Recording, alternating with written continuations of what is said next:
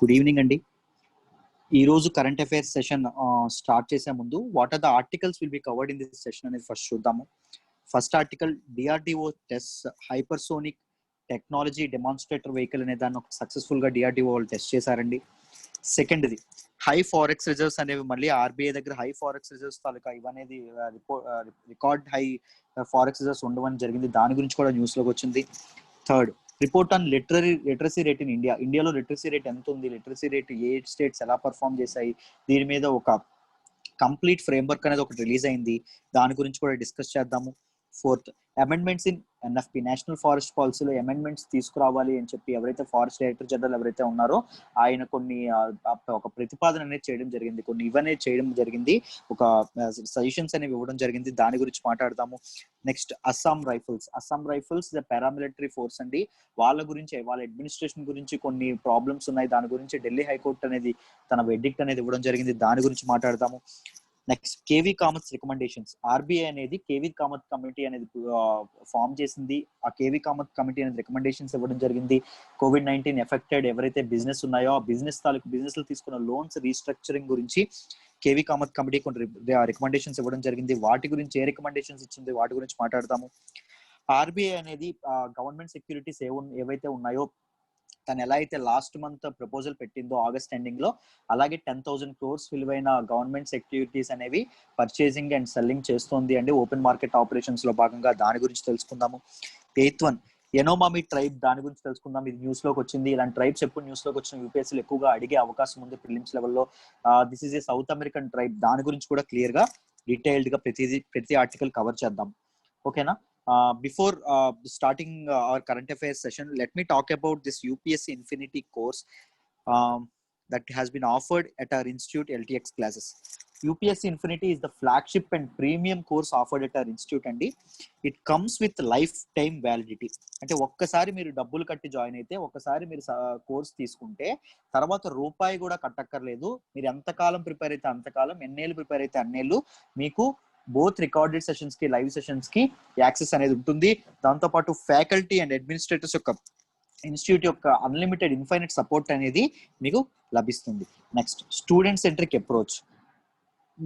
Course join అయ్యే ముందు ఇది చదవాలి అది చదవాలి, లేకపోతే ఎన్సీఆర్టీస్ చదువుకొని రావాలి, బేసిక్స్ అర్థం కావేమో అనుకుంటారు.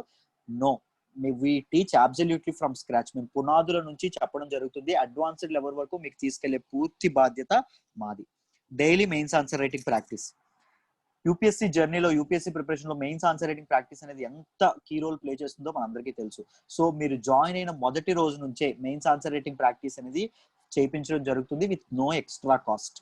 మీరు రాసిన ఆన్సర్స్ కి ఎవరైతే రెస్పెక్టివ్ ఫ్యాకల్టీ మెంబర్స్ ఉన్నారో వాళ్ళు కన్స్ట్రక్టివ్ ఫీడ్బ్యాక్ అనేది మీకు ఎప్పటికప్పుడు ఇవ్వడం అనేది జరుగుతుంది. So that you can improve your self and so that you can improve your skills in mains answer writing practice.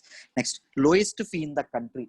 మీరు దేశంలో మేమిచ్చే క్వాలిటీతో ఎక్కడ కంపేర్ చేసుకున్న ఫీ అనేది మా దగ్గరే చాలా తక్కువగా ఉంటుందండి. కేవలం 50,000 రూపాయలకే అందిస్తున్నాము. 50,000 రూపాయలు కూడా ఒకేసారి కట్టాలంటే అక్కర్లేదు. కేవలం 5,000 రూపాయలు కట్టి యూపీఎస్సీ ఇన్ఫినిటీలో జాయిన్ అవ్వచ్చు. యూపీఎస్సీ ఇన్ఫినిటీలో వన్స్ జాయిన్ అయ్యాక ప్రతి నెల 5,000 చొప్పున కట్టుకుంటూ 50,000 10 నెలల్లో 50,000 మీరు కట్టుకోవచ్చు. నెలకి 5,000 చొప్పున కట్టుకోవచ్చు. ఇన్ కేస్ మీరు సెప్టెంబర్ 15 లోపు జాయిన్ అయినట్టయితే ఒక ఇన్స్టాల్మెంట్ తగ్గించి కేవలం 45,000 అంటే 9 ఇన్స్టాల్మెంట్సే కట్టుకొని మీరు ఆఫర్ కూడా పొందవచ్చు. Next it comes with APPSC, TSPSC, IBPS, SSC. వీటిలో ఎందులో అయినా ఏమైనా నోటిఫికేషన్స్ కానీ మధ్యలో పడినప్పుడు కానీ మీరు ఎక్స్ట్రా రూపాయి కూడా కట్టక్కర్లేదు. మళ్ళీ చెప్తున్నాము, రూపాయి కూడా కట్టకుండా ఈ ఎక్స్ట్రా సిలబస్ కూడా మీకు ఫ్రీగా కవర్ చేయడం అనేది జరుగుతుంది. నెక్స్ట్ ఏ డౌట్స్ ఏమైనా ఉంటే మన సురేష్ సార్ నెంబర్ అండి ఇది. ఈ సురేష్ సార్ నెంబర్ కి మీరు కాంటాక్ట్ అవ్వండి. దాంతోపాటు grand test and mock test కూడా మీకు వీక్లీ అండ్ 2-3 days ఒకసారి కూడా ఎప్పటికప్పుడు పెట్టడం అనేది జరుగుతుంది. సో దట్ మీరు డైలీ కరెంట్ అఫైర్స్ క్లాసులు ఉంటాయి, డైలీ కరెంట్ అఫైర్స్ టెస్ట్లు ఉంటాయి. సో దట్ కరెంట్ అఫైర్స్ లో కూడా మీరు చాలా ఇది అవ్వచ్చు, స్కిల్డ్ అవ్వచ్చు అని చెప్తున్నాం. పర్ఫెక్ట్. అయితే చూడండి 15th సెప్టెంబర్ ఏదైతే ఉందో 15th సెప్టెంబర్ లోపు ఒకవేళ మీరు జాయిన్ అయితే యూపీఎస్సీ ఇన్ఫినిటీలో జాయిన్ అయితే ముందు 50,000 కోర్సు ఉందండి, ఫీజు 45,000 రూపాయలకి అందిస్తున్నాం. మళ్ళీ సెప్టెంబర్ 15 తర్వాత ఫీజు రివిజన్ జరిగి మళ్ళీ 50,000 అయిపోతుంది. ఒక హిస్టరీ క్లాసులు మీకు నచ్చినట్టయితే, సబ్జెక్ట్ హిస్టరీ కానీ, పాలిటీ కానీ, జోగ్రఫీ కానీ, ఎథిక్స్ కానీ మీకు నచ్చినట్టయితే సెప్టెంబర్ 15th లోపు జాయిన్ అయితే కేవలం 5,000 రూపాయలకి ఇస్తున్నాం. ఈ ఇండివిజువల్ సబ్జెక్ట్ కోర్సెస్ కూడా లైఫ్ టైం వ్యాలిడిటీతో వస్తాయి. ఎన్నాళ్ళు ప్రిపేర్ అయితే అన్నాళ్ళు మీకు లైఫ్ టైం వ్యాలిడిటీతో రావడం అనేది జరుగుతుంది.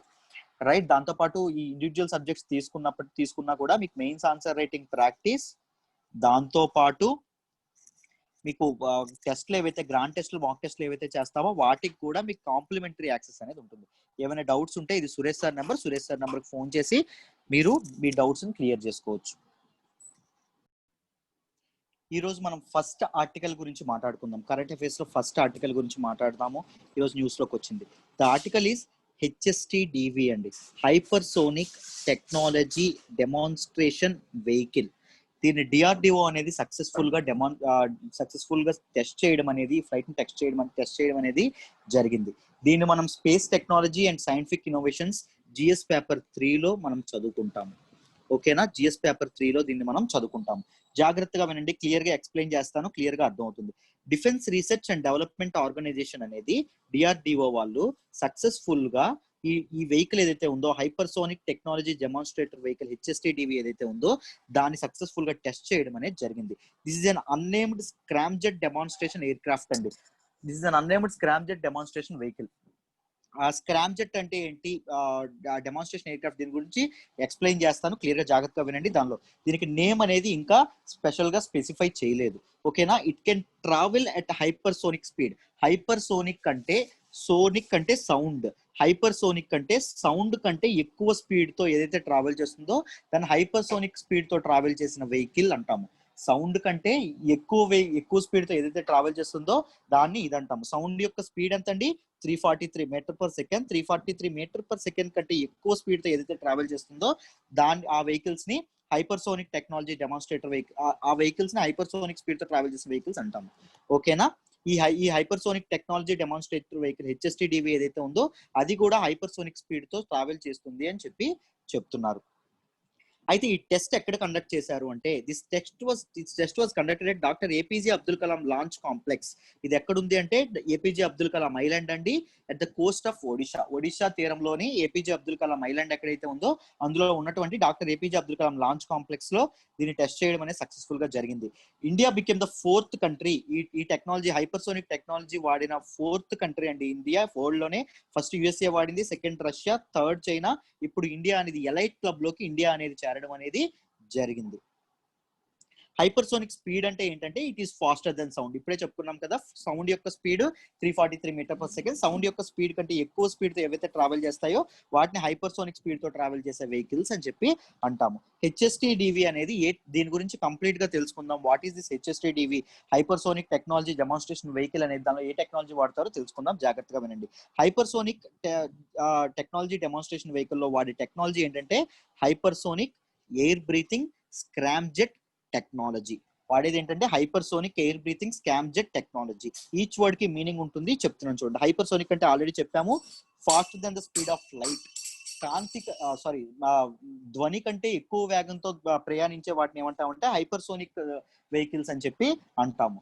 ఎయిర్ బ్రీతింగ్ అంటే ఏంటి అంటే వెహికల్ దీనిలో ఉండేటప్పుడు, వెహికల్ ట్రావెలింగ్ లో ఉండేటప్పుడు కంబషన్ ఏదైతే జరుగుతుందో ఆ కంబషన్ కు వాడే ఆక్సిజన్ ను ముందుగానే ఇవ్వకుండా వాతావరణంలో ఎన్విరాన్మెంట్ లో ఉండే ఆక్సిజన్, అట్మాస్ఫియర్ లో ఉండే ఆక్సిజన్ ఉపయోగించుకొని కంబషన్ ఒకవేళ జరుగుతూ ఉంటే దానిని ఏమంటాము అంటే ఎయిర్ బ్రీతింగ్ టెక్నాలజీ అంటాము. It is very cost cutting technology అండి, cost cutting and very economical గా కూడా ఉపయోగపడుతుంది. ఎఫిషియంట్ అండ్ కాస్ట్ ఎఫెక్టివ్ టెక్నాలజీగా కూడా ఇది ఉపయోగపడుతుంది, air breathing technology. Third, scramjet. ఇది చూడండి, ఎయిర్ బ్రీతింగ్ టెక్నాలజీస్ లో డిఫరెంట్ టెక్నాలజీస్ ఇంకా ఉంటాయండి. ఒకటి ర్యామ్జెట్ అని, నెక్స్ట్ స్క్రామ్జెట్ అని, ఇలాంటివి ఉంటాయి. ర్యామ్జెట్ అంటే ఏంటంటే అది కూడా ఎయిర్ బ్రీతింగ్ ద్వారా పనిచేస్తుంది, అంటే వాతావరణంలో ఆక్సిజన్ తీసుకునే, అట్మాస్ఫియర్ లో ఆక్సిజన్ తీసుకునే పనిచేస్తుంది. బట్ ర్యామ్జెట్ అనేది ఎలా అంటే సబ్సోనిక్ స్పీడ్స్ ఏవైతే ఉన్నాయో, అంటే సౌండ్ స్పీడ్ కంటే తక్కువ స్పీడ్ తో ట్రావెల్ చేసే ఏవైతే వెహికల్స్ ఉన్నాయో వాటిలో ర్యామ్ జెట్ తాలూకా టెక్నాలజీ వాడతారు. స్క్రామ్ జెట్ అనేది దేని వాడతారంటే అల్ట్రాసోనిక్, హైపర్ సోనిక్ గానీ అల్ట్రాసోనిక్ గానీ వెహికల్స్ ఏవైతే ఉంటాయో వాటిలో స్క్రామ్ జెట్ టెక్నాలజీ అనేది వాడడం అనేది జరుగుతుంది. వీటిలో సూపర్ సోనిక్ కంబషన్ అనేది జరగడం అనేది జరుగుతుంది. దిస్ టెక్నాలజీ అని ఈ hyper sonic technology demonstration vehicle లో వాడడం అనేది జరిగింది. ఈచ్ వర్డ్ ఎక్స్ప్లెయిన్ చేశాను, మీకు క్లియర్ గా అర్థమైందని అనుకుంటున్నాను. HSTDV traveled its desired flight path at velocity of 6 times the speed of sound. మనం ఇప్పుడే చెప్పాం హైపర్సోనిక్ టెక్నాలజీ అని చెప్పాం. హైపర్సోనిక్ టెక్నాలజీ అంటే సౌండ్ స్పీడ్ కంటే ఎక్కువ స్పీడ్ తో ట్రావెల్ చేస్తే దాన్ని హైపర్సోనిక్ టెక్నాలజీ అంటాము. ఎంత స్పీడ్ తో ట్రావెల్ చేస్తుంది అంటే 6 times of speed of sound అండి. సౌండ్ స్పీడ్ కంటే 6 రెట్లు ఎక్కువ స్పీడ్ తో ట్రావెల్ చేస్తుందంట. సో దాని టెర్మినాలజీలో ఎలా, సైంటిఫిక్ టెక్నాలజికల్ టెర్మినాలజీ ఎలా చెప్తాము అంటే మ్యాక్ 6 అని చెప్తాము. మ్యాక్ 1, మ్యాక్ 2, మ్యాక్ 3 అలా ఉంటాయండి. మ్యాక్ 6 అంటే 6 times to the speed of sound అండి. మ్యాక్ నెంబర్ అంటాము దీన్ని. ఈ మ్యాక్ నెంబర్ ఎవరికి ఇస్తారంటే ఈ వెహికల్స్ ఏవైతే ఉన్నాయో, వెహికల్స్ గారి మిసైల్స్ ఉన్నాయో వాటికి ఇస్తారు. అది ఏం చెప్తుందంటే describes an air craft speed compared with the speed of sound speed తో కంపేర్ చేసుకుంటూ ఒక ఎయిర్ క్రాఫ్ట్ స్పీడ్ ఏదైతే డిస్క్రైబ్ చేస్తారో, డిస్క్రైబ్ చేయడానికి వాడే నెంబర్ ని మ్యాక్ నెంబర్ అంటారు. ఇలాంటి వాటిని ప్రిలిమ్స్ లో ఎక్కువగా అడుగుతా ఉంటారు. ఓకేనా? సో జాగ్రత్తగా గుర్తుపెట్టుకుంటూ ఉండాలి. రైట్, స్పీడ్ రేంజ్ బట్టి మ్యాక్ నెంబర్ ఎలా ఉంటుంది, వెలాసిటీ ఎలా ఉంటుందో టేబుల్ ఒకటి ఇది చేశాను చూడండి. నాకు ఆన్లైన్ లో దొరికింది ఒక మంచి వెబ్సైట్ లో. చూడండి, speed range, subsonic speeds, transonic speed, super sonic speed, hyper sonic speed. ఇది మన వెహికల్ ఏదైతే HSTDV ఉందో అది వాడేది hyper sonic speed. Right, high hypersonic speed కూడా అంటే హైపర్సోనిక్ స్పీడ్ కంటే ఇంకా ఎక్కువ స్పీడ్ తో ట్రావెల్ చేస్తుంది హై హైపర్సోనిక్ స్పీడ్ వెహికల్స్ అంటాం. మ్యాక్ నెంబర్ 0.8 కంటే తక్కువ ఉంటే సబ్సోనిక్, 0.8 to 1 ఉంటే ట్రాన్సోనిక్. హైపర్సోనిక్ చూడండి, ఇప్పుడు చెప్పాము 6 అని చెప్పాం, మ్యాక్ నెంబర్ 6 అని చెప్పాం. 5 to 10 మధ్యలో ఉంటే హైపర్సోనిక్ అంటాము అని చెప్పడం జరిగింది. వీటి వెలాసిటీస్, ఒక్కొక్క subsonic velocity, transonic velocity, super sonic velocity, వీటి వెలాసిటీస్. ర్యామ్ జెట్ అని చెప్పాం కదా, అది సబ్సోనిక్ వెహికల్స్ ఏవైతే ఉంటాయో వాటికి ఉపయోగపడుతుంది. స్క్రామ్ జెట్ అని చెప్పాం కదా, అది hypersonic and high hypersonic vehicles కి దానిలో ఈ ఎయిర్ బ్రీతింగ్ టెక్నాలజీ ఏదైతే ఉంటుందో అది ఇది అవ్వడానికి అది చాలా హెల్ప్ అవుతుంది. Right, what are the advantages? ఈ టెక్నాలజీ వాడడం వల్ల అడ్వాంటేజెస్ ఏంటో క్లియర్ గా చూద్దాము, జాగ్రత్తగా వినండి.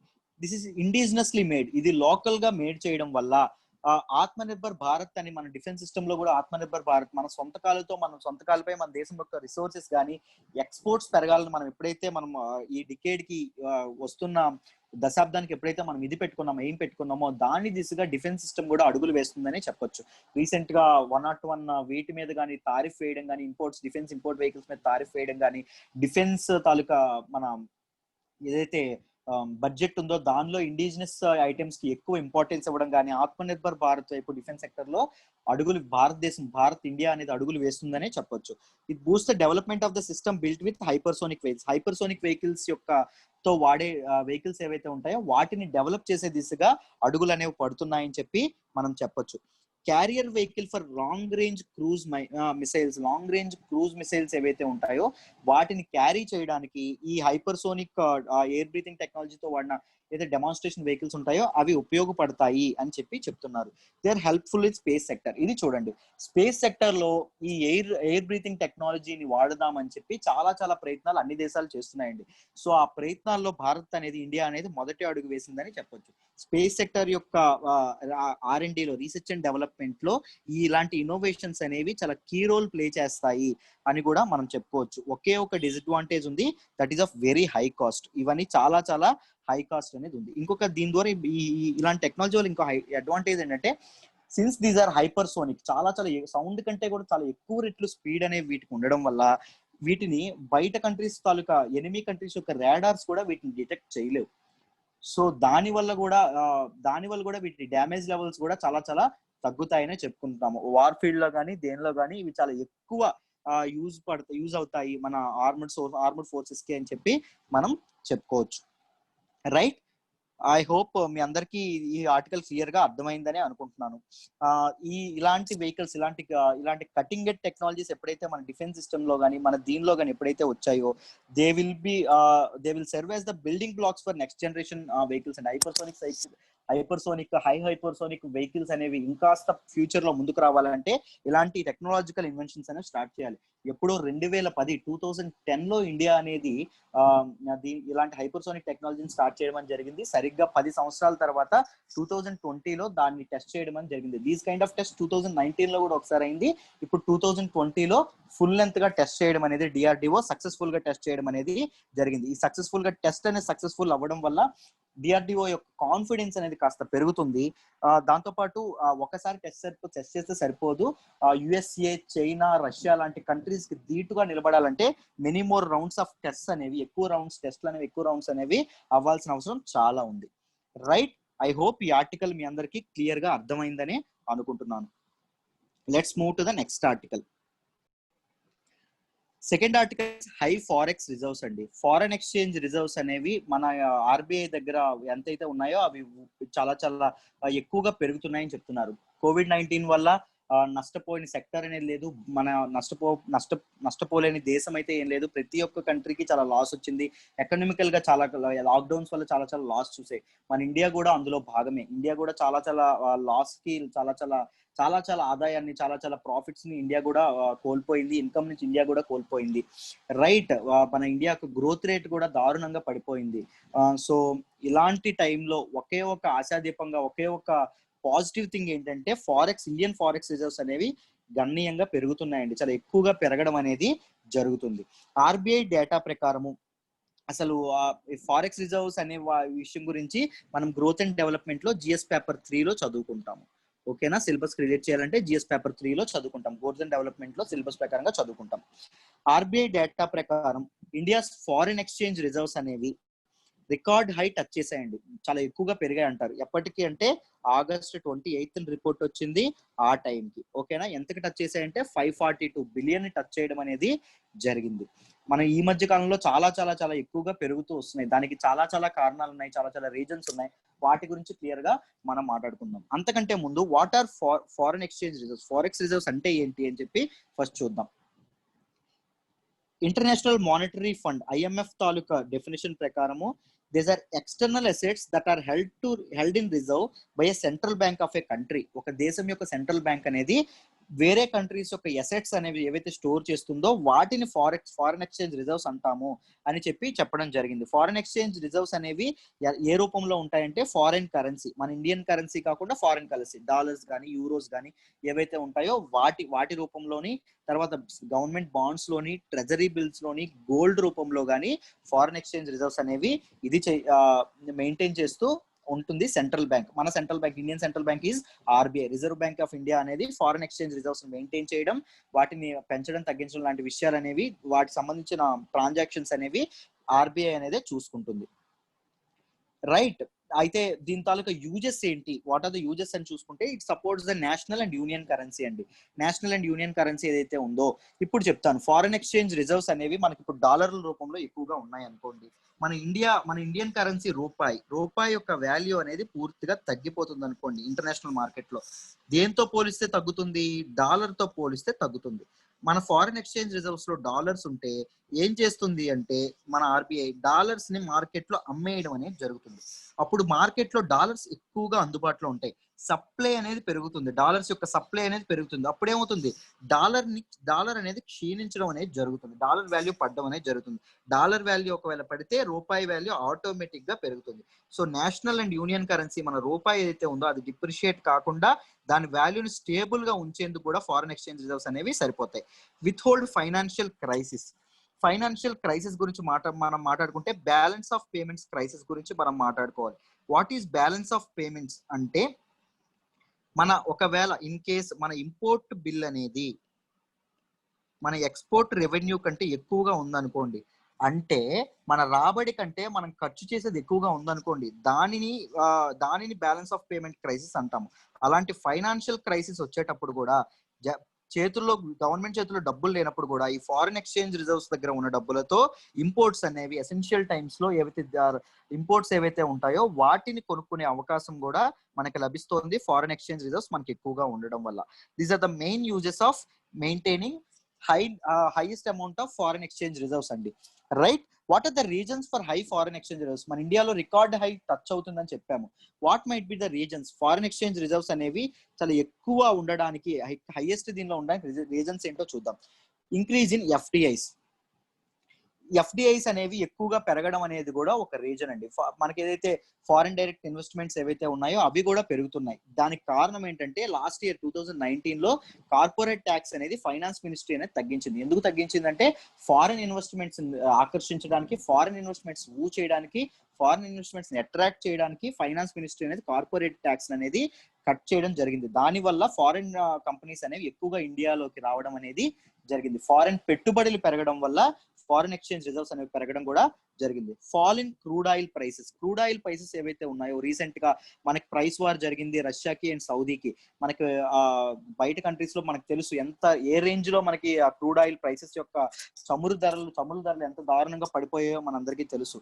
దాని వల్ల కూడా మన ఇంపోర్ట్ బిల్ అనేది చాలా తగ్గింది. ఇంపోర్ట్ బిల్ తగ్గడం వల్ల కూడా ఫారిన్ ఎక్స్చేంజ్ రిజర్వ్స్ అనేవి గణనీయంగా పెరిగాయి. నెక్స్ట్, ఫారిన్ రెమిటెన్సెస్ అంటే ఎక్కడైతే బయట కంట్రీస్ లో ఉన్న మన భారతీయులు ఎవరైతే ఉంటారో, ప్రవాస భారతీయులు ఇక్కడ ఉన్న ఫ్యామిలీస్ కి, ఇండియాలో ఉన్న ఫ్యామిలీస్ కి డబ్బులు పంపించడం అవుతుంది కదా, వాటిని రెమిటెన్సెస్, గిఫ్ట్స్ కానీ మనీ కానీ పంపించడం ఉంటుంది, వాటిని రెమిటెన్సెస్ అంటాం. మనకు తెలుసు బయట కంట్రీస్ కి ఎక్కువగా వెళ్లే వాళ్ళు, మైగ్రెంట్స్ అనేవాళ్ళు చాలా ఎక్కువగా ఇండియాకి ఎక్కువ మంది పెరుగుతున్నారు. అది కూడా ఒక కారణం ఫారిన్ ఎక్స్చేంజ్ రిజర్వ్స్ పెరగడానికి.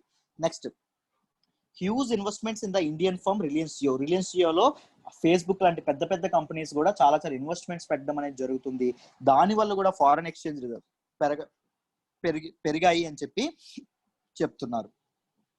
Right, what are the uses of దాని యూజెస్ ఏంటి? ఫారిన్ ఎక్స్చేంజ్ రిజర్వ్ పెరగడం వల్ల యూజెస్ ఏంటో చూద్దాం. మేనేజింగ్ క్రైసిస్ అంటే ఇప్పుడు COVID-19 లాంటి క్రైసిస్ వచ్చింది.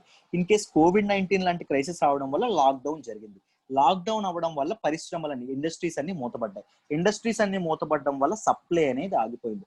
మన పీపుల్ యొక్క డిమాండ్, మన పీపుల్ యొక్క అవసరాలకు కూడా సప్లై చేయనంతగా సప్లై అనేది పెరిగిపోయింది అనుకోండి. అప్పుడు మనం ఎవరి మీద డిపెండ్ అవ్వాలి? ఇంపోర్ట్స్ మీద, దిగుమతుల మీద డిపెండ్ అవ్వాలి. ఇంపోర్ట్స్ మీద డిపెండ్ అవ్వడానికి ఒకవేళ గవర్నమెంట్ దగ్గర డబ్బులు లేకపోయాయి అనుకోండి, క్రైసిస్ అనేది ఏర్పడుతుందా లేదా? ఫుడ్ సెక్యూరిటీ లాంటి విషయాలకి, ఆహార భద్రత లాంటి విషయాలకి ఇష్యూస్ వస్తాయా లేదా? ఆ టైంలో ఏం చేస్తుందంటే సెంట్రల్ గవర్నమెంట్ ఆర్బీఐ దగ్గర ఉన్న ఫారిన్ ఎక్స్చేంజ్ రిజర్వ్స్ ఉపయోగించుకొని ఇంపోర్ట్ బిల్స్ పే చేసి మన జనాల యొక్క అవసరాలు అనేది తీర్చే ప్రయత్నం అనేది చేస్తుంది. 2, రూపీ ఎప్రిషియేషన్. ఇప్పుడే చెప్పాము, డాలర్ టు రూపీ ఒకవేళ రూపాయి అనేది బలహీన పడుతుంది అనుకోండి, డిప్రిషియేట్ అవుతుంది అనుకోండి, మన ఫారిన్ ఎక్స్చేంజ్ రిజర్వ్స్, మన ఆర్బీఐ దగ్గర ఉన్న డాలర్స్ ఏవైతే ఉన్నాయో వాటిని ఫారిన్ మార్కెట్ లో అమ్మేయడం అనేది జరుగుతుంది. అమ్మడం వల్ల ఇంటర్నేషనల్ మార్కెట్ లో ఫారిన్ డాలర్లు అనేవి పెరుగుతాయి. దానివల్ల డాలర్ సప్లై ఉండడం వల్ల డాలర్ కి డిమాండ్ అనేది తగ్గుతుంది.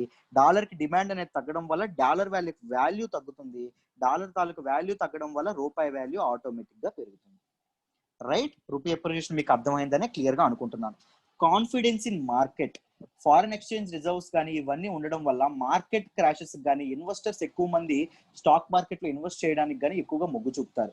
ఒకవేళ ఫారిన్ ఎక్స్చేంజ్ రిజర్వ్స్ లాంటివి లేకపోయాయి అనుకోండి, ఇన్వెస్టర్స్ చాలా భయపడతారు. ఎందుకు నా చేతిలో ఉన్న మనీ ఇన్వెస్ట్ చేయాలి అనే ఆలోచన అనేది జరగడం అనేది జరుగుతుంది. దాంతోపాటు comfortable position for the government అనేది ఏమైనా ఫిస్కల్ రిజల్యూషన్స్ కానీ, ఏమైనా ఇంపార్టెంట్ డెసిషన్స్ కానీ తీసుకునే టైంలో ఒక కంఫర్టబుల్ పొజిషన్, ధైర్యంగా ముందు స్టెప్స్ వేసే ఇది ఉంటుంది. ఎందుకంటే ఫారిన్ ఎక్స్చేంజ్ రిజర్వ్స్ అనేవి బాగా ఉన్నాయి కాబట్టి, ఎలాంటి ప్రాబ్లం వచ్చినా తట్టుకునే కెపాసిటీ ఉంటుంది కాబట్టి కంఫర్టబుల్ పొజిషన్ అనేది ఉంటుందనే చెప్తున్నారు. 1992 టైంలో ఫారిన్ ఎక్స్చేంజ్ రిజర్వ్స్ అనేవి చాలా దారుణంగా పడిపోయాయండి.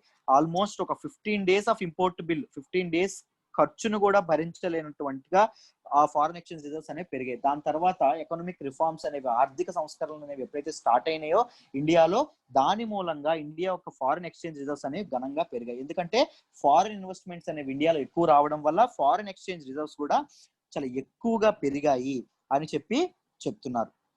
Using forex for infrastructure. అయితే చాలా మంది ఎక్స్పర్ట్స్ ఏమంటున్నారంటే, మన దగ్గర చాలా ఎక్కువ ఉన్నాయి కదా ఫారిన్ ఎక్స్చేంజ్ రిజర్వ్స్, వాటిని మనం ఏం చేద్దామంటే ఇన్ఫ్రాస్ట్రక్చర్ కి వాడదాము.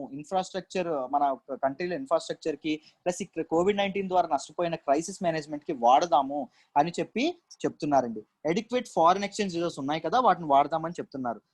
ఎందుకు అంటే లాస్ట్ రిసోర్ట్, మనకి ఏంటంటే చేతులు ఎత్తేసిన తర్వాత పరిస్థితులను చేయి దాటిపోయిన టైంలో మన పరిస్థితులను కాపాడడానికి ముందుకు వచ్చేది ఒకటే ఏంటంటే foreign exchange reserves, right? Foreign exchange reserves యొక్క వాటిని తాలూకు రివరేజ్ చేసుకుందాము, వాటిని యూజ్ చేసుకుందాము అని చెప్పి ఎక్స్పర్ట్స్ అనేది చెప్పడం అనేది జరుగుతుంది. కానీ ఆర్బీఐ అనేది ఆ ప్లాన్ ని అపోజ్ చేస్తుంది. ఆర్బీఐ వద్దు ఫారెన్ ఎక్స్చేంజ్ రిజర్వ్స్ మనం ముట్టుకోవద్దు, అవి అలాగే ఉండాలి అని చెప్పి చెప్తుంది. ఎందుకు అంటే ఆయిల్ ప్రైస్ యొక్క అన్ప్రెడిక్టబిలిటీ. రీసెంట్ గా ప్రైస్ వార్ అనేది రష్యాకి సౌదీ అరేబియాకి మధ్యలో జరగడం వల్ల జరిగింది. ఒకవేళ అది సెటిల్ అయిపోతే ఆయిల్ ప్రైస్ అనేవి మళ్ళీ టక్కన లేస్తాయి, పైకి లేస్తాయి. ఆ టైంలో ఫారెన్ ఎక్స్చేంజ్ రిజర్వ్స్ లేకపోతే మనం ఇంపోర్ట్ బిల్స్ ని కట్టడానికి మనకి ఇబ్బంది పడతాము అని చెప్పి ఆర్బీఐ చెప్తుంది. దాంతోపాటు అన్రిలయబుల్ పోర్ట్ఫోలియో ఇన్వెస్ట్మెంట్స్ అంటే ఏంటంటే ఎక్కడైతే ఫారెన్ ఇన్వెస్ట్మెంట్స్ ఏవైతే ఉన్నాయో అవి ఎప్పుడు కాన్స్టెంట్ గా ఉంటాయని చెప్పి చెప్పలేము. మార్కెట్ బిహేవియర్ మారిపోతూ ఉంటుంది. సో వాళ్ళు వేరే దగ్గర ఇన్వెస్ట్మెంట్ సడన్ గా ఇదయ్యేటట్టు ఉంటే అప్పుడు మనం చాలా ఇబ్బంది పడతాము అని కూడా చెప్పడం జరుగుతుంది. దాంతోపాటు confidence of high foreign exchange reserves ఉంటే ఏమవుతుంది అంటే మన గ్లోబల్ లెవెల్లో మన తాలూకా రేటింగ్ అనేది, ఇండియన్ ఇన్వెస్ట్మెంట్ రేటింగ్ అనేది బాగా ఉంటుంది. ఆ ఇన్వెస్ట్మెంట్ రేటింగ్ ఎక్కువ ఉండడం వల్ల ఇన్వెస్ట్మెంట్స్ అనేవి వచ్చే అవకాశం ఉంటుంది. ఒకవేళ ఫారెన్ ఎక్స్చేంజ్ రిజర్వ్స్ లో ఉన్న డబ్బులు మనం వాడేసాం అనుకోండి, అప్పుడు ఏమవుతుందంటే మార్కెట్ లో గ్లోబల్ రేటింగ్స్, ఇండియా యొక్క గ్లోబల్ రేటింగ్స్ అనేవి తగ్గుతాయి. ఎందుకంటే ఎవరైతే స్టేక్ హోల్డర్స్ ఉంటారో వాళ్ళ యొక్క కాన్ఫిడెన్స్ అనేది డ్రాప్ అవుతుంది. ఇండియాలో ఇన్వెస్ట్ చేయొద్దు ఎందుకంటే ఫారెన్ ఎక్స్చేంజ్ రిజర్వ్స్ కూడా లేవు, ఇబ్బంది కలగొచ్చు అనే ఇది అనేది జరుగుతుంది. వాలటైలిటీ ఆఫ్ ఇండియన్ రూపీ అనేది ఎప్పటికప్పుడు ఫ్లక్చుయేట్ అవుతూనే ఉంటుంది. ఒకవేళ ఫారెన్ ఎక్స్చేంజ్ రిజర్వ్స్ లేకపోతే, ఒకవేళ రూపాయి అనేది పూర్తిగా బలహీన పడిపోతే, బలహీన పడినప్పుడు మన దగ్గర ఫారెన్ ఎక్స్చేంజ్ రిజర్వ్స్ లేకపోతే చాలా చాలా ఇబ్బంది పడతాము అని కూడా ఆర్బీఐ అనేది చెప్పడం జరుగుతుంది. ఐ హోప్ మీ అందరికీ ఈ ఫారెన్ ఎక్స్చేంజ్ రిజర్వ్స్ గురించి, వీటి గురించి క్లియర్ గా అర్థమైందనే అనుకుంటున్నాను, రైట్? గవర్నమెంట్ అనేది ఎమర్జెన్సీ ఫండ్ గా వాడదాం అనుకుంటుందండి ఈ ఫారెన్ ఎక్స్చేంజ్ రిజర్వ్స్ ని. బట్ రెండింటిని దృష్టిలో పెట్టుకొని చూసుకోవాలి. ఫారెన్ ఎక్స్చేంజ్ రిజర్వ్స్ మరీ ఎక్కువగా వాడకుండా, అలా అని చెప్పి ఫారెన్ ఎక్స్చేంజ్ రిజర్వ్ మన COVID-19 సిచ్యువేషన్స్ ని పట్టించుకోకుండా టెస్టింగ్ లాంటివన్నీ పెరగాలంటే ఎంతో కొంత ఫారెన్ ఎక్స్చేంజ్ రిజర్వ్స్ నుంచి డబ్బులు తీసుకొని వాడడం అనేది మంచి నిర్ణయమే. బట్ అది వేరే నెగిటివ్ ఇంపాక్ట్స్ అది క్రియేట్ చేయకుండా చూసుకునే బాధ్యత కూడా ఉంది, రైట్? పర్ఫెక్ట్. ఈ ఆర్టికల్ మీకు క్లియర్ గా అర్థమైందని అనుకుంటున్నాను. Let's move to the next article. Next article is report on literacy rate. Recent గా ఇండియాలో లిటరసీ రేట్ మీద రీసెంట్ గా ఒక రిపోర్ట్ అనేది రిలీజ్ అయిందండి. వాటి గురించి క్విక్ గా అనలైజ్ చేసే ప్రయత్నం అనేది చేద్దాం. దానికంటే ముందు ఎడ్యుకేషన్ కి సంబంధించింది కాబట్టి ఒక మంచి కోట్ అనేది నేర్చుకుందాం. ఆ ఎడ్యుకేషన్ కి సంబంధించింది. Education is the most powerful weapon which you can change the world. ఇది ఎవరు చెప్పారంటే నెల్సన్ మండేలా చెప్పారు. ప్రపంచ స్థితిగతులు మార్చడానికి ఎడ్యుకేషన్, విద్య అనేది ఒక మోస్ట్ పవర్ఫుల్, ఒక అత్యంత శక్తివంతమైన ఆయుధం అండి. విద్య అనేది అత్యంత శక్తివంతమైన ఆయుధం అని చెప్పి ఎవరు చెప్పారు? నెల్సన్ మండేలా చెప్పారు. మీరు గమనిస్తే ప్రపంచంలో ఉన్న ప్రతి ప్రాబ్లంకి, ప్రతి సమస్యకి సొల్యూషన్ ఒకటే. అది ఏంటి అంటే సరైన విద్య, సరైన ఎడ్యుకేషన్ ఉంటే అక్కడ ప్రాబ్లమ్స్ అనేవి చాలా వరకు ఉండవు, రైట్? అది మనం అర్థం చేసుకోవాలి. సరే, ఇది మనం జిఎస్ పేపర్ 2 లో చదువుకుంటాము. మన దీనిలో ప్రకారం health and government policies and interventions, health గురించి, education and government policies and interventions గురించి మాట్లాడినప్పుడు చదువుకుంటాం. దాంతోపాటు GS paper 3 growth and development లో కూడా నేర్చుకుంటాం. ఇది GS paper 2 and GS paper 3 కి సంబంధించినదండి. ఓకేనా? GS paper 2 and GS paper 3 కి సంబంధించింది, రైట్? పర్ఫెక్ట్. అయితే చూడండి, ఆర్టికల్లోకి వెళ్దాం. Report on household social consumption అనేది education in India as part of 75th round of national sample survey అనేది ఈ రిపోర్ట్ అనేది రిలీజ్ అయింది. రిపోర్ట్ నేమ్ ఏంటంటే house hold social consumption education in India as part of 75th round of national sample survey అనేది release అవ్వడం అనేది జరిగింది. వాళ్ళు కన్సిడర్ చేసిన డేటా ఎప్పటి నుంచి ఎప్పటిదంటే జూలై 2017 నుంచి జూన్ 2018 అండి. ఎన్ఎస్ఓ ఏదైతే ఎన్ఎస్ఓ నేషనల్ స్టాటిస్టికల్ ఆఫీస్ ఉందో వాళ్ళ తాలూకు సర్వే రిపోర్ట్ మీద ఆధారపడి ఈ రిపోర్ట్ అనేది తయారు చేశారు. Before the international literacy day 8th September, అంటే yesterday is 8th international literacy day. International literacy day ముందు రోజుగానే సెలబ్రేట్ చేసుకుంటారు కదా international literacy day 8th September. దాని ముందు రోజుగానే 7th September దీన్ని రిలీజ్ చేయడం అనేది జరిగింది. ఈ రిపోర్ట్ అనేది రిలీజ్ చేయడం అనేది జరిగింది. ఇప్పుడు డేటా గురించి వద్దాం. వాట్ దిస్ డేటా ఏం చెప్తుందో చూద్దాం. India's overall literacy rate is 77.7% అండి, 77.7%. అందులో అర్బన్ లిటరసీ రేట్ ఎంత ఉందంటే 87.87% ఉంది. రూరల్ లిటరసీ రేట్ ఎంత ఉందంటే 73.5% ఉంది. మగవాళ్ళ మేల్ పీపుల్ ఎంతమంది లిటరసీ రేట్ అంటే 84.7, ఫిమేల్ ఎంతమంది చదువుకుంటున్నారంటే 70.3. బెస్ట్ పెర్ఫార్మెన్స్ ఏంటంటే పెర్ఫార్మర్ అంటే first Kerala, second Delhi, third Uttarakhand, Himachal Pradesh, Assam. ఓకేనా, ఇవి బెస్ట్ పెర్ఫార్మర్స్ అండి లిటరసీ రేట్ లో. వర్స్ట్ పెర్ఫార్మర్స్ ఏవైతే ఉన్నాయో వాటిలో లాస్ట్ నుంచి ఫస్ట్ ఏంటంటే యూపీ, తర్వాత తెలంగాణ, బీహార్, రాజస్థాన్, ఏపీ. దురదృష్టకరంగా మన 2 తెలుగు రాష్ట్రాలు అనేవి లిటరసీ రేట్ లో చాలా తక్కువ వెనకంజలో ఉన్నాయి, లిస్ట్ లో చాలా చివర ఉన్నాయి. సో 2 రాష్ట్రాల తాలూకా ఎవరైతే సెక్రటరీస్ ఉంటారో వాళ్ళు దీని మీద ఫుల్ కాన్సన్ట్రేషన్ చేయాల్సిన అవసరం అయితే చాలా ఉంది. గవర్నమెంట్స్ కూడా చాలా కాన్సన్ట్రేషన్ పెట్టాల్సిన అవసరం అయితే చాలా ఉంది. రైట్, ఇప్పుడు as far as digital literacy rate is concern అంటే మనం డిజిటల్ కంప్యూటర్స్ కానీ స్మార్ట్ ఫోన్స్ కానీ వాడేది ఉంటుంది కదా, ఇంటర్నెట్ ఏదైతే వాడకం ఉంటుందో దాని ప్రకారంగా 23% of urban people, 4% of rural people వాళ్ళకి కంప్యూటర్స్ అనే ఉన్నాయండి. అర్బన్ పీపుల్ 23%, రూరల్ పీపుల్ 4% వాళ్ళకి కంప్యూటర్స్ అనే ఉన్నాయి.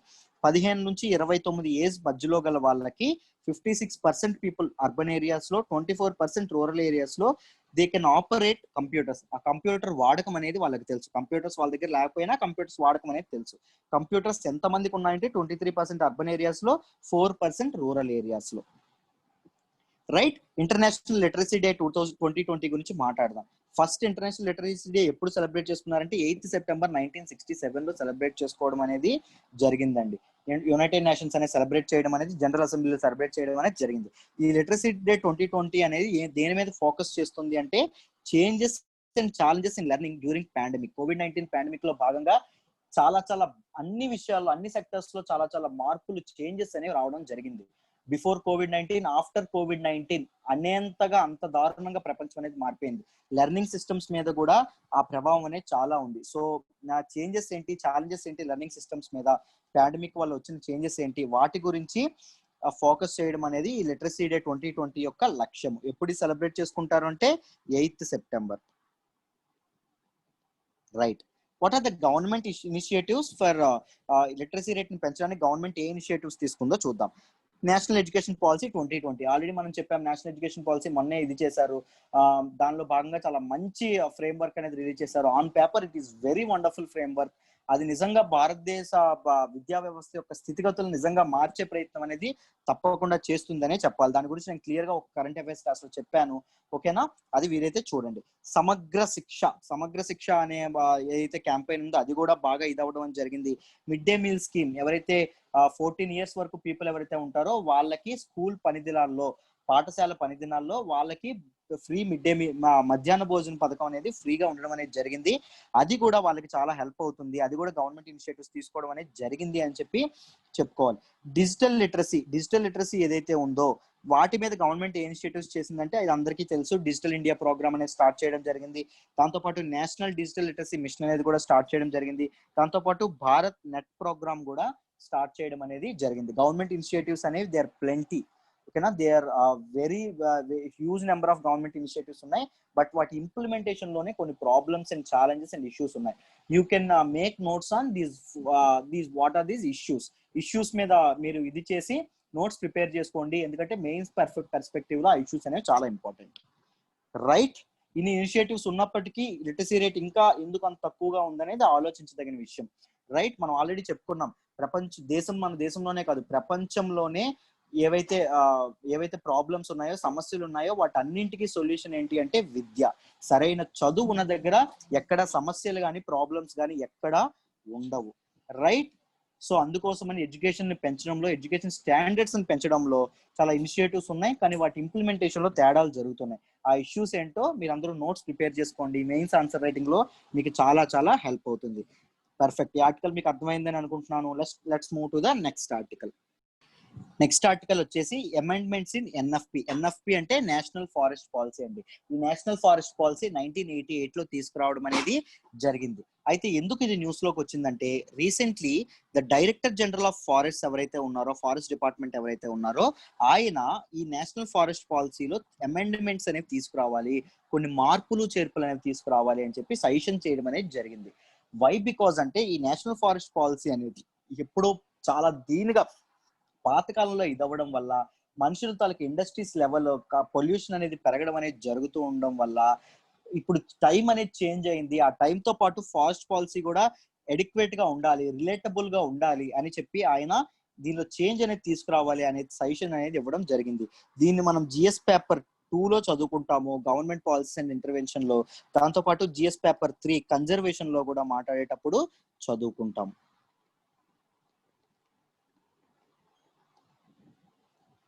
రైట్, చూడండి, నేషనల్ ఫారెస్ట్ పాలసీ అనేది ఇండియాలో ఉన్న ఫారెస్ట్ ఎలా పనిచేయాలి, దాని తాలూకు ఫ్రేమ్ వర్క్ ఏంటి, ఏ ఇన్స్ట్రక్షన్స్ ఉన్నాయి, ఇవన్నీ ఫార్ములేట్ చేసేది నేషనల్ ఫారెస్ట్ పాలసీస్ అండి. It focuses on environmental balance and livelihood. Environment, forests అనేవి డిఫారెస్టేషన్ లాంటివి ఏమైనా జరిగితే ఎన్విరాన్మెంట్ కి ఎంత దెబ్బ పడుతుందో, ఒకవేళ వాటిని ఎలో చేయకపోతే వాటి ఫారెస్ట్ మీద, అడవుల మీద ఆధారపడే వాళ్ళ తాలూకా జీవనాధారాలు కూడా వాళ్ళు కోల్పోతారు. ఈ రెండింటిని బ్యాలెన్స్ చేస్తూ కన్జర్వేషన్ చేయాలి, అలాంటి లైవ్లీహుడ్ కూడా కోరుకునే వాళ్ళకి కూడా ఇవ్వాలి. ఇలాంటి రెండింటిని బ్యాలెన్స్ చేస్తూ పని చేయడమే ఈ నేషనల్ ఫారెస్ట్ పాలసీ యొక్క లక్ష్యము. Right, the recommendations are based on research paper publish in 2016. 2016లో యునైటెడ్ నేషన్స్ కి సంబంధించింది ఏదైతే ఇది ఉందో, I mean United Nations sustainable development general ఏదైతే ఉందో, ఆ జనరల్ అంటే న్యాచురల్ రిసోర్సెస్ ఫోరం లో 2016లో ఒక పేపర్ పబ్లిష్ అయిందండి. దానిని ఇది చేసుకొని ఈ రికమెండేషన్స్ అనేవి చేయడం అనేది జరిగింది. What are the key points in this, దీనిలో కీ పాయింట్స్ ఏమున్నాయో దాని గురించి మాట్లాడదాం, జాగ్రత్తగా వినండి. Data unavailability of stock, consumption, production of timber ఏదైతే ఉంటుందో, మనం వెదురు కర్రలు ఇవన్నీ అంటాం, వాటి తాలూకా స్టాక్ ప్రెసెంట్ ఎంత స్టాక్ ఉంది, ఎంత కన్జంప్షన్ అనేది జరుగుతుంది, ప్రజల అవసరాలకు ఎంత వాడుకుంటున్నారు, ప్రొడక్షన్ అనేది ఎంత జరుగుతుంది, ఈ టింబర్ తాలూకా దీని గురించి డేటా అనేది కరెక్ట్ గా ఉండట్లేదంట. సో అవసరానికి మించి ఎక్కువ కట్ చేయడం అనేది, ట్రీస్ని కట్ చేయడం అనేది జరుగుతుంది, లేకపోతే అవసరం నుంచి తక్కువ కట్ చేసి ఇంపోర్ట్స్ మీద ఎక్కువ ఆధారపడడం కూడా జరుగుతుంది. సో కరెక్ట్ డేటా ఉంటే కరెక్ట్ అసెస్మెంట్ అనేది జరుగుతుంది, దాంతో పాటు సరైన నిర్ణయాలు తీసుకునే అవకాశం ఉంటుంది. Right, focus on TOFs. ఇది గుర్తుపెట్టుకోండి. టిఓఎఫ్స్ అంటే ట్రీస్ అవుట్ సైడ్ ఫారెస్ట్, అంటే గవర్నమెంట్ రిజిస్టర్డ్ ఫారెస్ట్ ఏవైతే ఉన్నాయో అవి కాకుండా మిగిలిన ఏరియాస్ లో ఏవైతే ట్రీస్ ఉన్నాయో ఆ ట్రీస్ గురించి కూడా ఫోకస్ చేయాలి. ఆ ట్రీస్ నుంచి కూడా టింబర్ అనేది ఎక్స్ట్రాక్ట్ చేయాలి, డొమెస్టికల్ గా వాటిని గ్రో చేయడం కూడా జరగాలి అని చెప్పి ఈ రికమెండేషన్స్ కూడా జరగడం అనేది జరిగింది. Trees grown out side recorded forest areas అంటే గవర్నమెంట్ ఏవైతే ఫారెస్ట్ ఏరియాస్ అని రికార్డ్ చేసిందో వాటిలో కాకుండా మిగిలిన ప్రదేశాల్లో ట్రీస్ ఏవైతే ఉంటాయో వాటి నుంచి టింబర్ తీసుకోవాలి అనే విధంగా కూడా జరగడం అనేది జరిగింది. Production forestry should focus on sustainable increase in forest productivity from TOFs and RFEs అంటే రికార్డెడ్ ఫారెస్ట్ ఏరియాస్. ఈ రికార్డెడ్ ఫారెస్ట్ ఏరియాస్ లో టింబర్ కొని, ఈ ట్రీస్ అవుట్ సైడ్ ఫారెస్ట్ ఏవైతే ఉన్నాయో వాటి నుంచి టింబర్ కానీ, సస్టైనబుల్ డెవలప్మెంట్ లో మన భవిష్యత్తు పిల్లలు ఎవరైతే ఉంటారో వాళ్ళకి ఎటువంటి లోటు కానీ బాధ కానీ కలగకుండా వాళ్ళకి అందుబాటులో ఉండేటట్టు, దాంతో పాటు మన ప్రస్తుతం ఉన్న ప్రజల అవసరాలు కూడా తీరేటట్టు ఒక సస్టైనబుల్ ఫ్రేమ్ వర్క్ అనేది రిలీజ్ చేయాలి, ఒక స్పెషల్ ఇన్స్ట్రక్షన్స్ అనేవి ఇవ్వాలి అని చెప్పడం అనేది జరిగింది. ఈ సింక్రనైజ్డ్ ఫారెస్ట్ పాలసీ ఫర్ టిఓఎఫ్స్, ఈ ట్రీస్ అవుట్ సైడ్ ఫారెస్ట్ ఏదైతే ఉందో దానికోసం ఒక సింక్రనైజ్డ్ ఫారెస్ట్ పాలసీ, ఒక డెఫినెట్ ఫ్రేమ్ వర్క్ అనేది, ఒక స్పెషల్ ఫ్రేమ్ వర్క్ అనేది రావాలి అని చెప్పి, వాటి అవసరం ఎంతైనా ఉంది అని చెప్పి ఈ ఆర్టికల్లో చెప్తున్నారు. Increasing timber production from TOFs, trees outside forest timber production పెరగడం వల్ల రూరల్ ఎకానమీ కూడా పెరుగుతుంది. ట్రీస్ ని పెంచడం అనేది జరగడం వల్ల రూరల్ ఎకానమీ కూడా పెరుగుతుంది. దాంతో పాటు ఒకవేళ రిజిస్టర్డ్ ఫారెస్ట్ ఏరియాస్ ఏవైతే ఉన్నాయో వాటిలో ఒకవేళ టింబర్ కట్ చేయడం జరుగుతుంటే, ఎంత టింబర్ కట్ చేయడం జరుగుతుందో అంతే విధంగా అంతే ల్యాండ్ లో ప్లాంటేషన్స్ కూడా జరగాలి. చెట్లు ఎంతవరకు అయితే టింబర్ కోసం నరుకుతున్నారో ప్లాంటేషన్స్ కూడా అంతే దీనిగా జరగాలి అని చెప్పి గవర్నమెంట్ అనేది ఫ్రేమ్ వర్క్ అనేది దానికి రిలీజ్ చేయాలని కూడా చెప్తున్నారు. దాంతో పాటు review of import export policy, ఎప్పుడైతే మనకి స్ట్రిక్ట్ ఫారెస్ట్ పాలసీ ఎప్పుడైతే కరెక్ట్ గా రిజిస్టర్డ్ ఫారెస్ట్ ఏరియాస్ ఎప్పుడైతే ఇది చేయకూడదు అన్నారో దాని మారణంగా ఈ ట్రీస్ ని డొమెస్టికేట్ చేయడం కూడా మానేశారండి. పీపుల్ థాట్ దట్ ట్రీస్ అసలు ఇదవ్వడం ఒక క్రైమ్ అని చెప్పి ఫీల్ అయ్యి వాటిని డొమెస్టికేట్ చేయడం, వాటిని ఇది చేయడం కూడా మానేశారు, ట్రీస్ ని పెంచడం కూడా మానేశారు, ఆ బిజినెస్ వాళ్ళు కూడా మానేశారు. దానివల్ల ఏమవుతుందంటే మన టింబర్ కోసం మన బయట కంట్రీస్ మీద ఎక్కువ ఆధారపడాల్సి వస్తుంది, ఇంపోర్ట్స్ మీద ఎక్కువ ఆధారపడాల్సి వస్తుంది. సో ఇంపోర్ట్ బిల్ కూడా మనకి ఎక్కువ వస్తుంది టింబర్ ప్రకారంగా. సో ఇంపోర్ట్ ఎక్స్పోర్ట్ పాలసీని కూడా వాళ్ళు సవరించి ఈ టాక్సేషన్ సిస్టమ్ కానీ ఏవైతే ఉన్నాయో వాటిలో రిఫార్మ్స్ అనేవి తీసుకురావాలి. వాటిలో రిఫార్మ్స్ అనేవి తీసుకొస్తే ఎక్స్పోర్ట్ ఇంపోర్ట్ పాలసీలో ఎగ్జిమ్ పాలసీ అంటాము, వాటిలో రిఫార్మ్స్ అనేవి తీసుకొస్తే అది చాలా చాలా ఉపయోగపడుతుంది అని చెప్తున్నారు. దాంతో పాటు బయట కంట్రీస్ వాళ్ళు కూడా, ఎవరైతే బయట కంట్రీస్ వాళ్ళు ఉన్నారో మనం ఇంపోర్ట్ చేసుకునే కంట్రీస్ వాళ్ళు కూడా కన్జర్వేషన్ మీద ఆధారపడుతున్నారు. అంటే ట్రీస్ ని నరకకూడదు అనే దీని మీద ఆధారపడుతున్నారు. సో వాళ్ళకున్న చెట్లు ఏవైతే ఉంటాయో వాళ్ళు ప్రొడ్యూస్ చేసే టెంబర్ ఏదైతే ఉంటుందో అది వాళ్ళ అవసరాలకు సరిపోతుంది. మనం ఇంపోర్ట్ చేసుకోగలగాలి అంటే వాళ్ళకి మనకి సప్లై అనేది ఎక్కువ ఉండకుండా మనం ఎక్కువ పే చేయాల్సి వస్తుంది మనీ. రైట్, డిమాండ్ అనేది ఎక్కువ ఉంటే మనీ యొక్క దీని యొక్క కాస్ట్ కూడా పెరుగుతుంది కదా. సో టింబర్ అనేది మన ఇండియాలోనే ప్రొడ్యూస్ అవ్వాలి, మన అవసరాలు మనమే తీర్చుకోవాలి అనే విధంగా కూడా ఆలోచన చెయ్యాలని చెప్పారు. దానికి మెయిన్ దేని వాడాలన్నారంటే ట్రీస్ అవుట్ సైడ్ ఫారెస్ట్ ఏవైతే ఉన్నాయో వాటి నుంచి టింబర్ సేకరించాలని ఎక్కువగా చెప్పారు. Revision of Indian forest policy, India's forest policy ఇప్పుడు 1988 లో వచ్చింది. అది చాలా చాలా పాతబడిపోయింది. దానిలో ఫారెస్ట్ పాలసీలో అమెండ్మెంట్స్ అనేవి తీసుకురావాలి, మార్పులు చేర్పులు అనేవి జరగాలి అని రికమెండేషన్స్ అనేవి చేయడం అనేది జరిగింది. రైట్, ఐ హోప్ మీ అందరికీ ఈ ఆర్టికల్ క్లియర్ గా అర్థమైందనే అనుకుంటున్నాను. Let's move to the next article. Next article is Assam rifles అండి. ఈ అస్సాం రైఫిల్స్ యొక్క అడ్మినిస్ట్రేషన్ గురించి మాట్లాడుకుంటాం. దీన్ని మనం సిలబస్ ప్రకారంగా యూపీఎస్సీ సిలబస్ ప్రకారంగా దేనిలో చదువుకుంటామంటే జిఎస్ పేపర్ 2 జ్యుడిషియరీ గురించి మనం కోర్ట్ వెర్డిక్ట్స్ గురించి మాట్లాడేటప్పుడు, జ్యుడిషియల్ వెర్డిక్ట్స్ గురించి మాట్లాడేటప్పుడు దాని గురించి చదువుకుంటాం. దాంతో పాటు గవర్నమెంట్ పాలసీ అండ్ ఇంటర్వెన్షన్ లో కూడా మనం మాట్లాడుకుంటాం. రైట్, అయితే చూడండి, రీసెంట్లీ ఢిల్లీ హైకోర్టు అనేది సెంటర్ కి కొన్ని డైరెక్షన్ అనేది చేసింది. ఏం డైరెక్షన్ చేసిందంటే అస్సాం రైఫిల్స్ ఎవరైతే ఉన్నారో వాటిని, అస్సాం రైఫిల్స్ గురించి మనం క్లియర్ గా మాట్లాడదాం, జాగ్రత్తగా వినండి. Assam rifles is a paramilitary force అండి. ఈ పారామిలిటరీ ఫోర్స్ అనేది దీని అడ్మినిస్ట్రేషన్ అనేది 2 మినిస్ట్రీస్ చేస్తున్నాయి. Ministry of home affairs, ministry of defence చేస్తున్నాయి.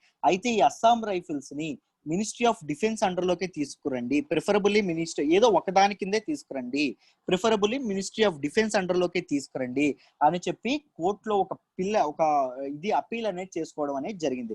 దానికి ఢిల్లీ హైకోర్టు తీర్పునిస్తూ సెంటర్ కి వాటిని ఒకే దానిలోకి తీసుకురండి అని ఒక డైరెక్షన్స్ అనేది ఇవ్వడం అనేది జరిగింది. ఈ ఇష్యూ అనేది గత 3 సంవత్సరాలుగా పెండింగ్ లో ఉంది. ఇప్పుడు ఫైనల్ గా ఢిల్లీ హైకోర్టు అనేది దీని తీర్పు ఇవ్వడం అనేది జరిగింది. రైట్, అస్సాం రైఫిల్స్ గురించి క్లారిటీగా తెలుసుకుందాం, జాగ్రత్తగా వినండి. Assam rifles or central paramilitary force under central armed police forces, CAPF అంటాం.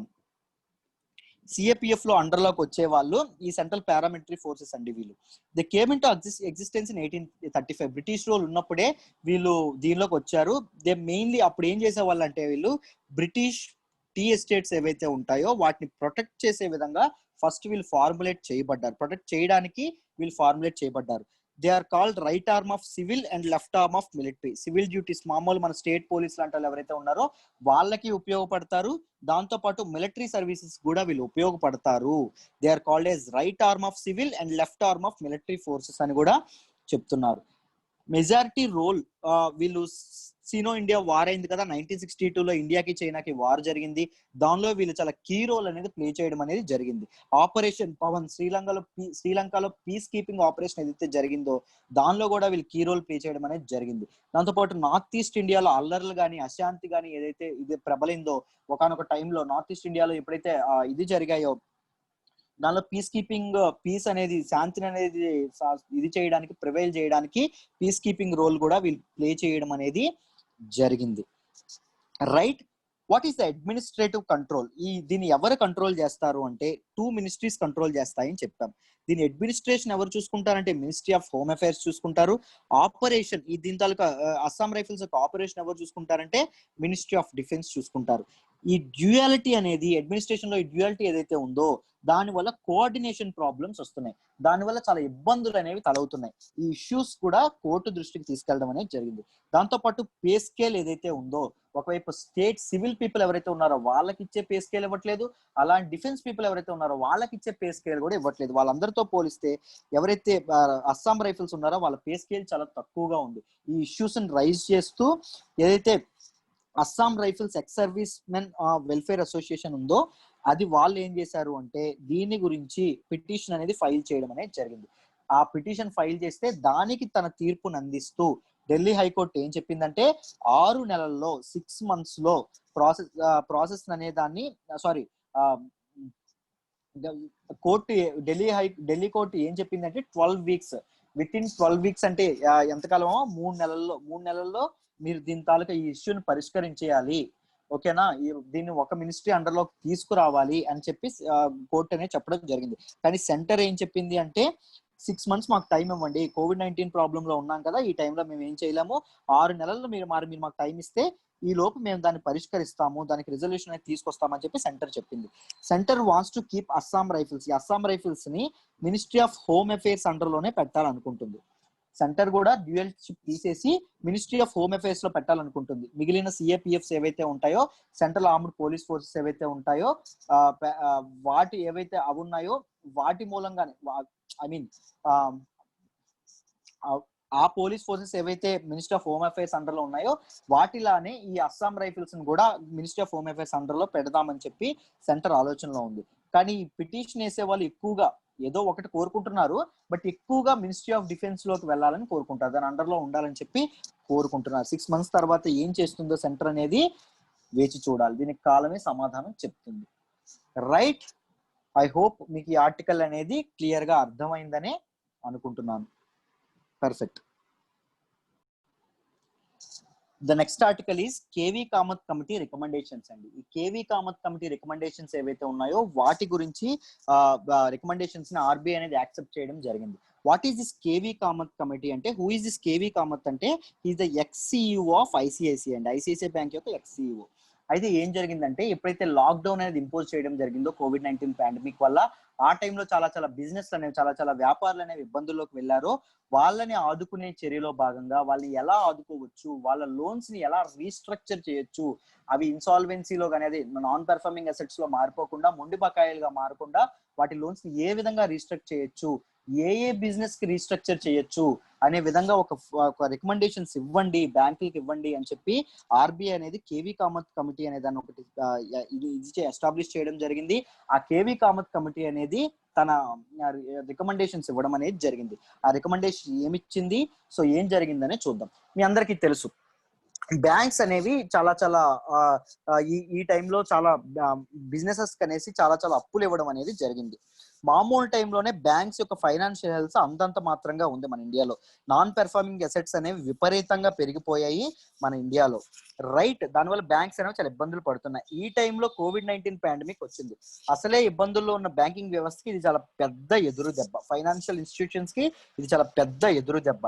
రైట్, ఈ ప్రాబ్లం ఏదైతే ఉందో బ్యాంకుల యొక్క ఫైనాన్షియల్ హెల్త్ కాపాడడానికి, దాంతో పాటు ఏదైతే బ్యాడ్ లోన్స్ ఏవైతే ఉన్నాయో వాటిని తగ్గించడానికి, ఎన్పిఎస్ ఏవైతే ఉంటాయో వాటిని తగ్గించడానికి, లోన్స్ ని రీస్ట్రక్చర్ చేయడానికి కొన్ని రికమెండేషన్స్ ఇవ్వడానికి కేవీ కామత్ కమిటీని ఎస్టాబ్లిష్ చేయడం అనేది జరిగిందండి.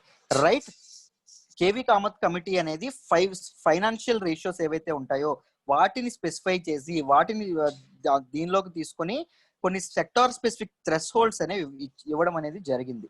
రైట్, ఎన్ని సెక్టార్స్ ఇది చేసిందంటే 26 సెక్టార్స్ ఇది చేస్తున్నాయి. ఏ 26 సెక్టార్స్ అంటే కోవిడ్-19 కారణంగా తీవ్రమైన ఇబ్బందులకు గురైన 26 సెక్టార్స్ ని తీసుకొని ఆ 26 సెక్టార్స్ కి కంపెనీస్ తాలూకా 5 ఫైనాన్షియల్ రేషియోస్ ని కన్సిడర్ చేస్తూ ఇది చేయడం అని జరిగింది. చాలా మనకి తెలుసు ఆర్బీఐ అనేది మారటోరియం లాంటి ఇవనేది ఇవ్వడం జరిగింది. This is a bigger level అండి. మారటోరియం అనేది రిటైల్ వాళ్ళకి ఇవ్వడం అనేది జరిగింది. ఎవరైతే లోన్స్ తీసుకుంటారో వాళ్ళకి, పీపుల్ ఎవరైతే ఉంటారో వాళ్ళకి ఇవ్వడం జరిగింది. బట్ ఈ రికమెండేషన్స్ అనేవి పెద్ద బిజినెస్ కంపెనీస్, ఎంత బిజినెస్ కంపెనీస్ అంటే 1500 crore కంటే ఎక్కువ నెట్వర్త్ ఉన్న కంపెనీస్ ఏవైతే ఉంటాయో వాటి కోసం ఈ రికమెండేషన్స్ కేవీ కామత్ కమిటీ అనేది ఈ రికమెండేషన్స్ అనేది ఇవ్వడం అనేది జరిగింది. రైట్, కేవీ కామత్ ఎవరు అంటే he is the ex CEO of ICICI bank అండి, ఐసిఐసిఐ బ్యాంక్ యొక్క ఎక్స్-సిఇఓ. అయితే చూడండి, ఫైనాన్షియల్ రేషియోస్ కన్సిడర్ ఏవేవైతే ఫైనాన్షియల్ రేషియోస్ కన్సిడర్ చేసింది మన కేవీ కామత్ కమిటీ అంటే ఏమేమి చెప్పింది అంటే చూడండి, first total out side liability to adjusted tangible net worth ratio. పేరు చాలా దీనిగా ఉంది కానీ ఇది చాలా ఈజీ, ఓకేనా. కంపెనీ యొక్క this is the ratio of company యొక్క అప్పులు ఏవైతే ఉన్నాయో డెప్ట్స్ కానీ లయబిలిటీస్ కానీ ఏవైతే ఉన్నాయో దానికి ఏంటి అంటే investments plus loans, the ratio of long term debts, short term debts ఏవైతే current liabilities, provisions and debt ఏవైతే ఉన్నాయో దానికి ఏంటంటే టాంజిబుల్ నెట్వర్త్ అండి. కంపెనీ యొక్క నెట్వర్త్ ఎంతైతే ఉంటుందో అది, దాన్ని ఏమంటామంటే total outside liability to adjusted tangible net worth. మొత్తం అప్పులు డివైడెడ్ బై కంపెనీ యొక్క నెట్వర్త్, కంపెనీ ఎంత విలువ చేస్తుంది అనేది నెట్వర్త్. ఈ రేషియోని ఒకటి దృష్టిలో పెట్టుకుంది. Next total debt to EBITDA ratio, total debt ఎంత ఉందో అది, దానికి ఈబిఐ డిటిఏ అంటే ఏంటి అంటే earnings before interest, depreciation, taxes and amortisation అండి. ఈ రేషియో ఏదైతే ఉందో ఆ రేషియో కూడా ఇది చేసింది. అంటే ఈ ట్యాక్స్ తీయగా, డిప్రిసియేషన్ కాకుండా, ఇవన్నీ ఇది కాకుండా ఎర్నింగ్స్ ఏవైతే ఉన్నాయో వాటన్నింటిని కలుపుకొని ఎర్నింగ్స్ ఏవైతే ఉంటాయో ఆ ఎర్నింగ్స్ యొక్క రేషియో ఏదైతే ఉందో దాన్ని కూడా తీసుకోవడం అనేది జరిగింది. కరెంట్ రేషియో అంటే ఏంటి అంటే కరెంట్ అసెట్స్, ఆ కంపెనీ యొక్క ఆస్తులు ఏవైతే ఉన్నాయో ఆస్తులు డివైడెడ్ బై అప్పులు, లయబిలిటీస్, డెట్స్ కానీ లయబిలిటీస్ ఇప్పుడు ప్రస్తుతం ఉన్న అప్పులు ఏవైతే ఉన్నాయో ఆ అప్పులు, దాన్ని కరెంట్ రేషియో అంటాం. డెట్ సర్వీస్ కవరేజ్ రేషియో అంటే ఏంటి అంటే ప్రెజెంట్ కంపెనీ దగ్గర డబ్బులు ఎంత ఉన్నాయి, ఓకేనా, ప్రెజెంట్ కంపెనీ దగ్గర డబ్బులు ఎంత ఉన్నాయి, ఇప్పటికిప్పుడు లోన్స్ అన్ని పే చేయాలంటే ఎంత డబ్బులు కంపెనీ దగ్గర ఉన్నాయి, అది డెట్ సర్వీస్ కవరేజ్ రేషియో అంటే. Average debt service coverage ratio అంటే గత కొంతకాలంగా ఎంత అప్పులు ఎంత తీరడం జరిగింది, ఎంత అసెట్స్ అనేవి ఖర్చు పెట్టడం జరిగింది, దీని గురించి మాట్లాడేది average debt service coverage ratio, right.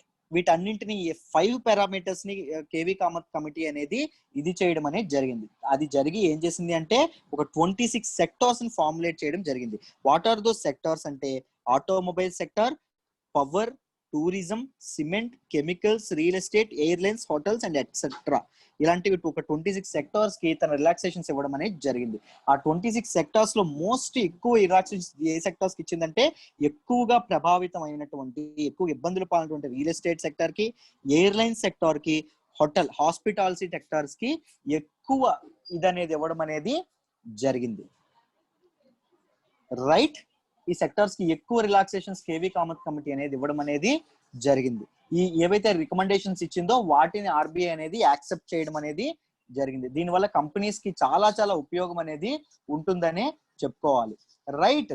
This loan restructuring, ఈ లోన్ రీస్ట్రక్చరింగ్ అనేది ఒక టెంపరీ స్టెప్ అవ్వాలి. ఎందుకంటే టెంపరీ స్టెప్ కాకుండా ఒకవేళ ఎక్కువ కాలం అనేది ఇది ఉంటే మాత్రం బ్యాంక్ యొక్క హెల్త్ కూడా చాలా చాలా ప్రాబ్లమ్స్ ఉంటాయి. బ్యాంకులు అనేవి తమ డిపాజిటర్స్ కి తిరిగి మనీ చెల్లించలేనంతగా అయిపోతాయి. సో బ్యాంక్ మీద ఫైనాన్షియల్ బిలీఫ్ సిస్టమ్ ఏదైతే ఉంటుందో, కాన్ఫిడెన్స్, బ్యాంకింగ్ సిస్టమ్ మీద కాన్ఫిడెన్స్ ఏదైతే ఉంటుందో ఆ జనాలకు పోయే అవకాశం ఉంటుంది, రైట్. సో ఈ రీస్ట్రక్చరింగ్ అనేది చాలా జాగ్రత్తగా ఆర్బీఐ అనేది ఎంతైనా చాలా జాగ్రత్తగా ఇది చేయాల్సిన అవసరం చాలా ఉంది అని చెప్తున్నారు, రైట్. ఈ ఆర్టికల్ మీకు అర్థమైంది అనుకుంటున్నాను. Let's move to the next article జాగ్రత్తగా చూడండి, క్లియర్ గా అర్థం చేసుకునే ప్రయత్నం జాగ్రత్తగా చేద్దాం. ఇది కూడా ఆర్బీఐ గురించి, ఓకేనా. దీన్ని కూడా మనం ఎకానమీ దీనిలో చదువుకుంటాము, జిఎస్ పేపర్ 3లో దీన్ని క్లియర్ గా చదువుకుంటాం. RBI to buy sell government securities worth 10,000 crores అండి. 10,000 కోట్ల విలువైనటువంటి గవర్నమెంట్ సెక్యూరిటీస్ ఆర్బీఐ అమ్మడము కొనడం అనేది జరుగుతుంది అండర్ ఓపెన్ మార్కెట్ ఆపరేషన్స్ అంటే దీని సురేష్ సార్ వెరీ డీటెయిల్డ్ గా చాలా అద్భుతంగా ఎకానమీ క్లాస్ లో చెప్పడం అనేది జరిగింది. బట్ నేను ఒక టూకీగా చెప్తాను చూడండి.